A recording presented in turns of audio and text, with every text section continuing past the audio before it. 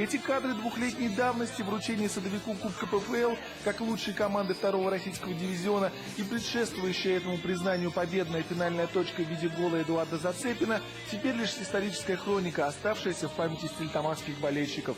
Символично, что свой заключительный матч во второй лиге, словно подтверждая, кто в башкирском футболе всех сильнее, Садовик проводил в Уфе.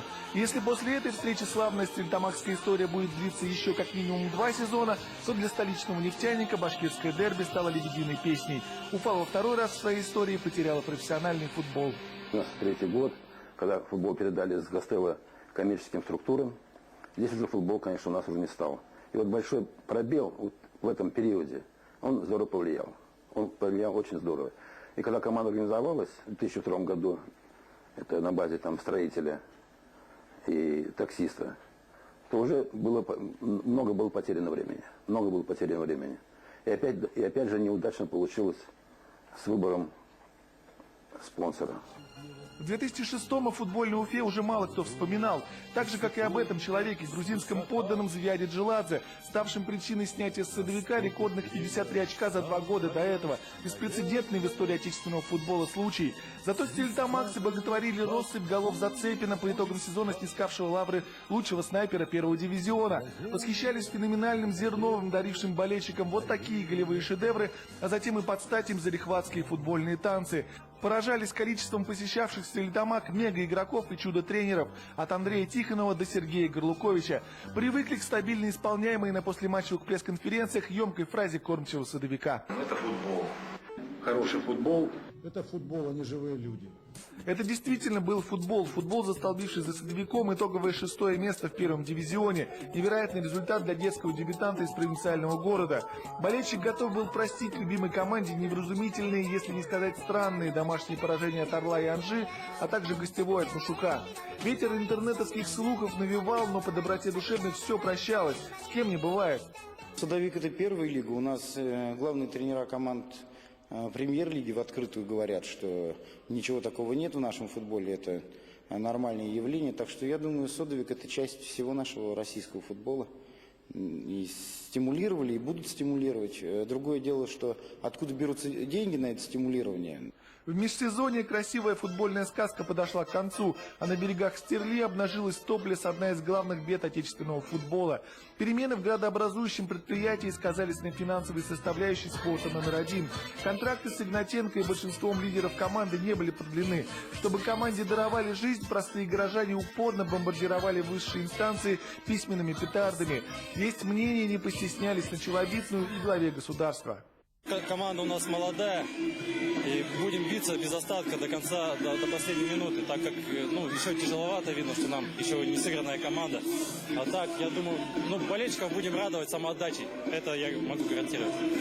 Ранняя весна 2007-го, голкипер Максим Герасин на правах единственного сторожила команды еще анонсирует новый сезон. А болельщики уже удивляются, практически новый, неизвестный по именам состав, новый тренерский штаб, где это видно соображающий на троих, новые задачи, в оглашении которых впервые в истории Садовика прозвучит угрожающая формулировка «Битва за выживание». Многие еще до начала сезона ожидали, что Садовик, скорее всего, вылетит. Даже ходили слухи, что чуть ли не задача поставлена, то есть у команды недофинансирование. И, в общем-то, случилось то, что случилось. Я думаю, ничего удивительного нет. С первых туров команда забуксовала, голы даются с трудом, очки тем более. Новый герой, способный тянуть лямку лидера, в итоге все-таки нашелся. Свою дюжину голов юный бомбардир Виталий Бурмаков за сезон забить успел, но при этом проявил все признаки «enfant terrible». Букет из 18 желтых и красных карточек с последующими дисквалификациями – феноменальный показатель. Раз за разом Бурмаков самоустранялся на ровном месте, сезон так и не доиграв. При этом не скрывал радужных перспектив. Несколько клубов переговоры, также Сибирь, и Томск, и Екатеринбург, Урал. Вот с ними сейчас ведутся переговоры. Как ни странно, уже после первого круга Садовик умудрился завоевать негласное звание «Гроза авторитетов». Стерлитамакский аутсайдер отобрал очки и у именитого «Торпеда», и у рвущегося в первый дивизион «Шинника», и у амбициозных «Урала» и «КамАЗа». А приезжие тренеры раз за разом указывали на ряд околофутбольных проблем Садовика. На таком гектаре, по-моему, и овцы ноги сломали. Поэтому здесь без комментариев. Спасибо. Это себя не уважать, блин, на таком огороде. Это не футбол, это регби. поэтому пришлось выстраивать бей-беги. Тот автобус, на котором нас встретили,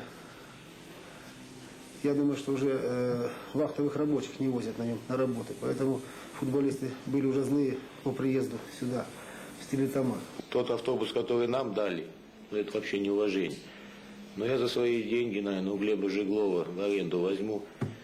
И они увидят, что такое автобус. Я могу сказать, что есть еще хуже автобус. Они его получат.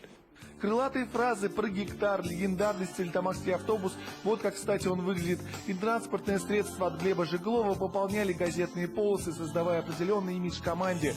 Но пока оставались шансы на спасение, битвы при Стерлитамаке продолжались. Причем погоду в доме создавали юные воспитанники местного футбола – Баликаев, Панковец, Антипов и Губайдулин. Будем биться до последнего. Первая лига, надо остаться. Но молодость с трудом противостояла многим футбольным порокам взрослых. Количество неудов судьям, обслуживающим поединки Садовика, росло пропорционально негодованию.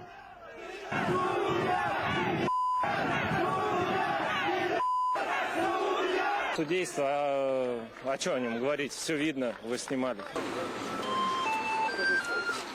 Да, дорогая, алло. Хорошо, ладно, я куплю соду, хорошо. А девушка, у вас есть сода? Да, дайте, пожалуйста. Ну что ж, приобрести соду можно практически в любом продуктовом ларьке. Что касается команды футбольной, к примеру, того же самого Садовика, тут, конечно, немножко посложнее. Но, говорят, тоже можно. Конечно же, это процесс подсудный, но, опять же, не пойман, не вор. Говорят, букмекеры знают все. Еще бы, они рискуют собственными деньгами, поэтому зачастую прибегают к информации из околоспортивных источников. Появление в линии так называемых одинарных ставок, как правило, клинит матч, определение не странный или договорняк. Команда бедная, скажем так. Если токарь на заводе получает немного денег, он берет помимо зарплаты какой-то левак, там соседу, грубо говоря, какую-то втулку вытащил, то здесь ничего странного нет. А если, скажем, футболисту кто-то предлагает еще подзаработать, то как бы все это раздувается нами, в том числе представителями СМИ. Ну, хотя, я не вижу в этом ничего страшного, если человек хочет заработать больше. Другое дело, что спорт – это как бы социально значимое явление. Неудивительно, что представители Садовика о таких околофутбольных моментах не имели никакого представления. Ну, мне вот это неизвестно ничего. Я вообще в эти вещи даже не интересуюсь и не обращаю внимания, потому что здесь футбол, а букмекерские конторы, они занимаются и баскетболом, и волейболом. С каждым новым матчем, когда шансы на спасение таяли, словно заплывший в субтропики айсберг, трибуны редели. Болельщик начал выражать свое отношение к происходящему, что называется, ногами и комментариями. А Садовик продавал игры или нет? До этого, может, не продавал, а сегодня, может быть, потому что им надо было вот этим. Вот другие команды как раз и стимулировали их, чтобы бедных и слабых давить, значит, это. И как вы думаете, все-таки, как сложится судьба Садовика во втором дивизионе? Если он будет. Футбола не будет в Стерлитамаке больше. Я так думаю. Мы пришли вот последний раз, вот я пришел посмотреть настоящий футбол. Итак, какова перспектива возвращения Садовика в лоно любительского футбола, откуда стерлитамакский коллектив начал свое восхождение 15 лет назад, или очередное чудесное спасение профессиональной команды? А пока... Всего хорошего. И салют на прощание. Максим Балобнов, Константин Пономарев и Ильдар Абзалилов. Вести недели.